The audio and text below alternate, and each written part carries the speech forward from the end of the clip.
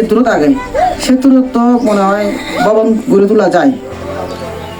বাসমান অবস্থায় যদি পিলার হুবি না যদি গড়ে তোলা যায় মতন মনে হয় দেশের এখানে স্থায়ী প্রতিষ্ঠান হব।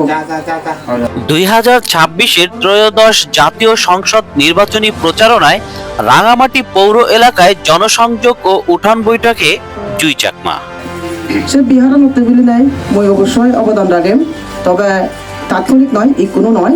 ইদু নির্বাচনে কিছু আচরণ বিধিগত কিছু তোরা বাধা আগে তুমি হবার পর অনুদান দে না লনা সদা দে না চিনি হলদে মানা আগে তে তোমারা যদি একেবারে হুলি হও আমার লগে লগে গোয়েন্দা আগে।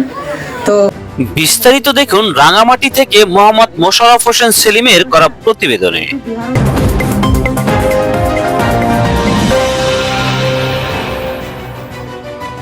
2 ফেব্রুয়ারি 2026 ত্রয়োদশ জাতীয় সংসদ নির্বাচনে গণতন্ত্র মঞ্চের সমর্থিত বাংলাদেশের বিপ্লবী ওয়ার্কার্স পার্টির মনোনীত রাঙামাটি 299 আসনের সংসদ সদস্য প্রতিদ্বন্দ্বী প্রার্থী জুই চাকমার নির্বাচনী প্রচারণায় 12তম দিনে রাঙামাটি সদর উপজেলার পৌর এলাকার বিহারপুর মাস্টারপাড়া, শান্তিনগর, রসুলপুর, গর্জনতলী ও কাঁঠালতলী এলাকায় নির্বাচনী ইশতেহার বিতরণ, জনসংযোগ এবং উঠান বৈঠক করেন।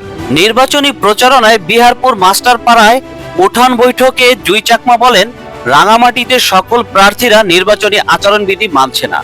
এই বিষয়ে তিনি রাঙামাটি 299 আসনের রিটার্নিং অফিসার ও জেলা প্রশাসক নাজমা আশরাফির দৃষ্টি আকর্ষণ করেন। তিনি বলেন, নির্বাচন নিরপেক্ষ না হলে গণ অভ্যুত্থান এর অর্জন বিফলে যাবে। এদেশে আর গণতন্ত্র পুনঃপ্রতিষ্ঠা করা সম্ভব হবে না। আমি ও আমার পার্টি গণতন্ত্রের পক্ষে। এ কারণে আমি রাঙামাটি 299 আসনের প্রতিদ্বন্দ্বিতা করছি। এক কথায় বলতে গেলে আমি অসম প্রতিদ্বন্দ্বিতায় অবতীর্ণ হয়েছি। ক্ষমতার পট পরিবর্তনের একমাত্র মাধ্যম হচ্ছে নির্বাচন। তাই আমি গণতন্ত্র রক্ষার স্বার্থে এবং জনগণের ভোটাধিকার রক্ষার্থে এবার নির্বাচন করছি। আগামী 12 ফেব্রুয়ারিতে কোদাল মার্কায় ভোট দিতে ভোটারদের প্রতি আহ্বান জানান।